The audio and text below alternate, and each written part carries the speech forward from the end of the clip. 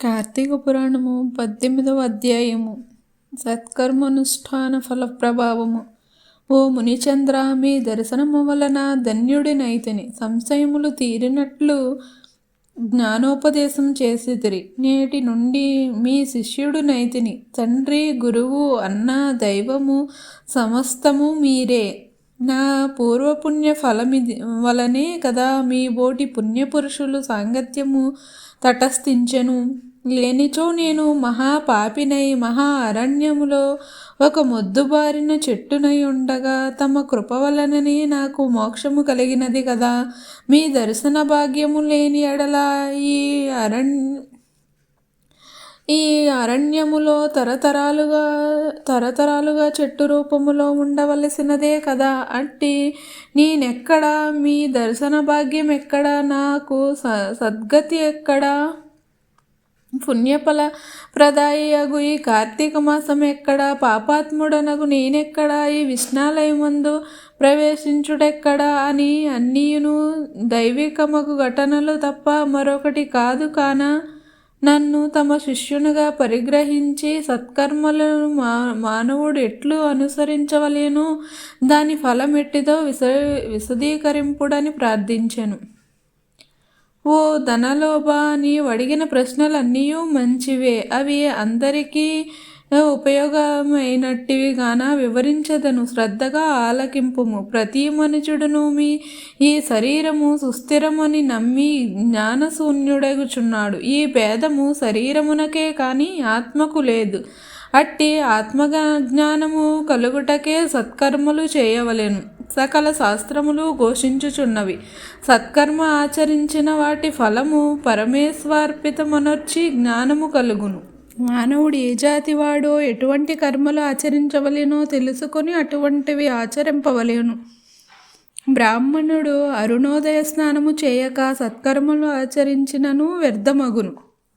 అటులనే కార్తీక మాసమందు సూర్యభగవానుడు తులారాశిలో ప్రవేశించుచుండగాను, వైశాఖ మాసంలో సూర్యుడు మేషరాశిలో ప్రవేశించుచుండగాను, మాఘమాసంలో సూర్యుడు మకర రాశి యందు ఉండగాను, అనగా ఈ 3 మాసముల యందును తప్పక నదిలో ప్రాతకాల స్నానము చేయవలెను. అటులా స్నానం ఆచరించి దేవతార్చన చేసిన ఎడల తప్పక వైకుంఠ ప్రాప్తి కలుగును.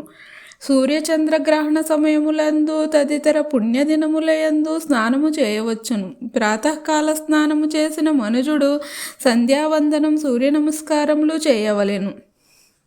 అట్లు ఆచరించిన వాడు కర్మభ్రష్టుడగును. కార్తీక మాసమందు అరుణోదయ స్నానం ఆచరించిన వారికి చతుర్విధ పురుషార్థములు సిద్ధించును. కార్తీక మాసముతో సమానమైన మాసము, వేదములలో సరితూగు శాస్త్రము, గంగా గోదావరి నదులకు సమాన తీర్థములు, బ్రాహ్మణులకు సమానమైన జాతియు, భార్యతో సరితూగున సుఖమును, ధర్మముతో సమానమైన మిత్రుడును, శ్రీహరికి సమానమైన దేవుడును లేడని తెలుసుకొనుము. కార్తీక మాసమందు విద్యుక్త ధర్మముగా స్నానాదులు ఆచరించిన వారు 1,000,000 యాగములు చేసిన ఫలమును పొంది వైకుంఠమునకు పోవుదురు అని అంగీరసుడు చెప్పగా విని మరలా ధనలోభుడిట్లు ప్రశ్నించెను. ఓ మునిశ్రేష్ఠ, చతుర్మాస వ్రతమని చెప్పితిరే, ఏ కారణం చేత దాన్ని ఆచరించవలేను? ఇదికి ఎవరెవరు నీ వ్రతము ఆచరించి ఉన్నారు? ఆ వ్రతము యొక్క ఫలితమేమి, విధానమెట్టిది అని సువిస్తరంగా విశదీకరింపమని కోరెను. అందులకు అంగీరసుడు ఇట్లు చెప్పెను.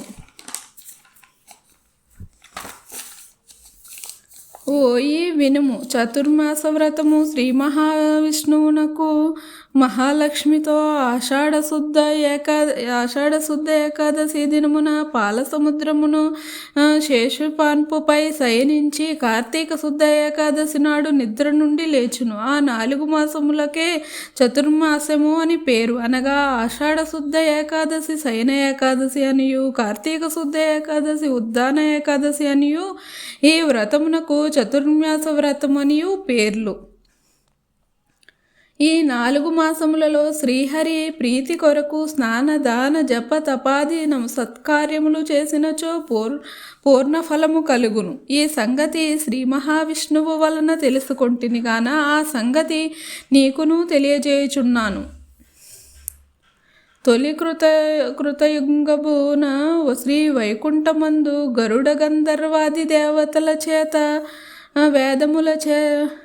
వేదముల చేత సేవింపబడుచున్న శ్రీమన్నారాయణుడు శ్రీ లక్ష్మీదేవి సమేతుడై సింహాసనమున కూర్చుని ఉండగా ఆ సమయమున నారద మహర్షి వచ్చి పద్మనేత్రుండును చతుర్బాహుండును కోటి సూర్యప్రకాశమునుండును అగు శ్రీమన్నారాయణునకు నమస్కరించి ముకుళిత హస్తములతో నిలబడి ఉండెను. అంత శ్రీహరి నారదునిగాంచి ఏమియూ తెలియని వాని వలె మందహాసముతో ఇట్లనెను, నారదా, నీవు క్షేమమే కదా? త్రిలోక సంచారివై నీకు తెలియని విషయములు లేవు. మహామునులు సత్కర్మానుష్ఠానములు ఎట్టి విఘ్నములు లేక సాగుచున్నవా? మానవులందరూ వారికి విధించబడిన ధర్మములు ఆచరించుచున్నారా అని ప్రపంచముననే అరిష్టములు లేక ఉన్నవి కదా అని కుశల ప్రశ్నలు అడిగాను. అంతా నారదుడు శ్రీహరికి ఆదిలక్ష్మికి నమస్కరించి, ఓ దేవా, ఈ జగంబునని వెరగని విషయము లేనియూ లేదు. అయినను నన్ను వంచింపుమనుటచే విన్నవించుకొనుచుంటుని.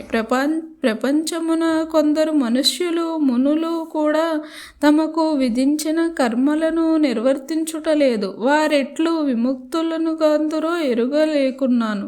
కొందరు భుజించకూడని పదార్థములు భుజించుచున్నారు. కొందరు పుణ్యవ్రతములు చేయుచు అవి పూర్తిగాక మునిపే మధ్యలో మానివేయుచున్నారు. కొందరు సదాచారులుగా, మరి కొందరు అహంకారుల సహితులుగా పరనిందా పారాయణులుగా జీవించుచున్నారు. అట్టి వారిని పుణ్యాత్ములనొనర్చి రక్షింపమని ప్రార్థించెను. జగన్నాటక సూత్రధారుడైన శ్రీమన్నారాయణుడు కలవరపడి లక్ష్మీదేవిని గరుడ గంధర్వాది దేవతలతో వేల కొలది మహర్షులున్న భూలోకానికి వచ్చి ముసలి బ్రాహ్మణ రూపంలో ఒంటరిగా తిరుగుచుండెను. ప్రపంచమంతయు తన దయావలోకమున వీక్షించి రక్షించుచున్న దామోదరుడు ప్రాణుల భక్తి శ్రద్ధలను పరీక్షించుచుండెను. పుణ్యక్షేత్రములు, పుణ్యనదులు, శ్రమములు తిరుగుచుండెను. ఆ విధముగా తిరుగుచున్న భగవంతుని కాంచి కొందరు ముసలివాడి అని ఎగతాళి చేయుచుండిరి. కొందరు ఈ ముసలివానితో పని మనకేమి అని ఊరకుండిరి. కొందరు గర్విష్ఠులైరి, మరికొందరు కామార్థులై శ్రీహరిని కన్నెత్తైనను చూడకుండిరి. వీరందరినీ భక్తవత్సలుడగు శ్రీహరి గాంచి వీరెట్లు తరింపజేతునా అని ఆలోచించును. ముసలి బ్రాహ్మణ రూపము విడిచి చంకచక్ర గదా పద్మ కౌస్తుభ వనమాలాద్యాలంకారతుడై నిజరూపము ధరించి లక్ష్మీదేవి తోడను భక్తులకు తోడను మునిజన ప్రీతికరమగు నైమిషారణ్యమునకు వెడలెను. ఆ వనమందు తపస్సు చేసుకొనుచు మునిపుంగవులు స్వయముగా తమ ఆశ్రమములను సచ్చిదానంద స్వరూపుడగు శ్రీమన్నారాయణ్ణి దర్శించి భక్తి శ్రద్ధలతో ప్రణమిల్లి అంజలిని ఘటించి ఆదిదైవమగు లక్ష్మీనారాయణుని స్తోత్రము గావించితిరి. స్వాంతాకారం భుజగశయనం పద్మనాభం సురేశం విశ్వాకారం గగనసదృశం మేఘవర్ణం శుభాంగం లక్ష్మీకాంతం కమలనయనం యోగివృద్ధాన్యగమ్యం వందే విష్ణుం భవభయహరం సర్వలోకైకనాథం లక్ష్మీం క్షీరసముద్రరాజతనయాం శ్రీరంగదామేశ్వరీం దాసీభూత సమస్తదేవ వనితాం లోకైకదీపాంకురాం శ్రీమన్మదకటాక్షలబ్ధ విభవద్మహేంద్ర గంగాధరాం త్వాం త్రైలోక్యకుటుంబినీం సరిజితవదనాం వందే ముకుంద ప్రియం. ఇట్లు స్కందపురాణాంతర్గత వశిష్ఠ ప్రోక్త కార్తీక మహత్యమందలి 18వ అధ్యాయము 18వ రోజు పారాయణము సమాప్తం.